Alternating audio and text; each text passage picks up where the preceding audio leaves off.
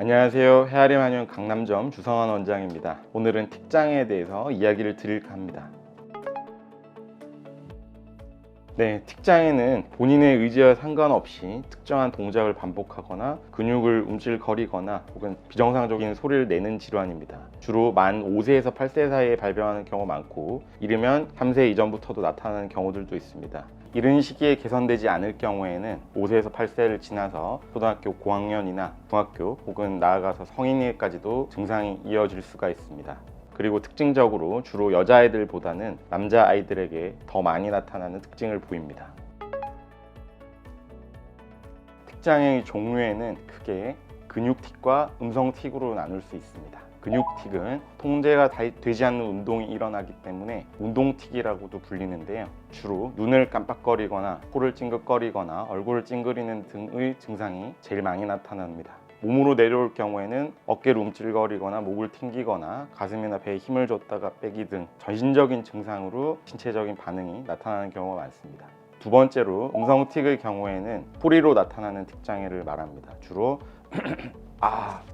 이렇게 소리를 내거나 혹은 딸꾹질과 같은 특정한 소리를 반복하는 경우도 있고요. 또 특이하게는 이제 동물 소리, 고양이나 새 소리를 내는 경우들도 있습니다. 그리고 뭐라고 설명할 수 없는 비정상적인 소리를 내는 경우도 있고요. 심한 경우에는 남의 말을 중언부언하면서 따라가거나 욕설이나 음담패설 등을 반복적으로 이야기하는 경우들도 있습니다.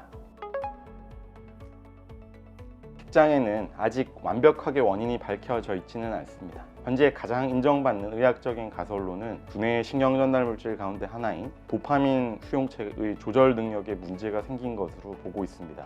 그래서 주로 병원에서 도파민을 차단하는 약을 쓰게 되면 틱장애가 줄어들고, 반대로 도파민을 증가시키는 약을 쓰면 틱장애가 늘어나는 경우들이 많습니다. 그래서 병원에서는 도파민 조절하는 약을 1차 선택으로 투약을 하게 됩니다. 또한 두뇌가 발달하는 시기에 따라서 두뇌 영역들이 각자 발달하는 속도가 다르기 때문인데요. 그런 속도 차이 때문에 두뇌 균형이 안정적이지 못하고 다소 불안정하게 뇌가 움직이는 경우에 움직임이나 소리 등 행동 조절하는 능력이 저하되어서 틱장애가 발생을 한다고 알려져 있습니다. 그래서 두뇌의 특정 영역이 성장하고 발달하는 5살에서 8살 시기에 가장 흔하게 틱장애가 나타나게 되는 것입니다.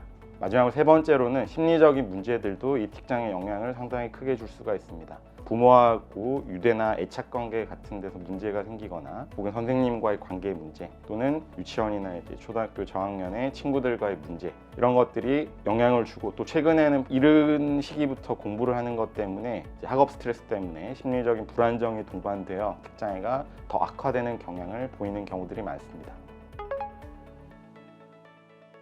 일반적으로 틱장애 환자들은 두뇌의 조절하는 능력이 떨어져 있기 때문에 다른 신경전疾관 질환과 겹쳐져 있는 경우들이 많습니다. 제일 대표적인 질환이 ADHD나 강박증 같은 질환들인데요. 특히 ADHD의 경우에는 틱장애와 겹쳐져서 나타나는 경우가 거의 40에서 50% 정도 됩니다. 그래서 틱장애 ADHD는 대부분 치료를 같이 고려를 해야 됩니다. 아울러서 특정한 생각이나 행동 반복을 하게 되는 강박장애 같은 경우도 같이 겹치는 경우가 많습니다. 따라서 틱장애는 틱장애만 고려하기보다 여러 가지 질환들을 함께 고려해서 치료 및 관리가 되어야 합니다.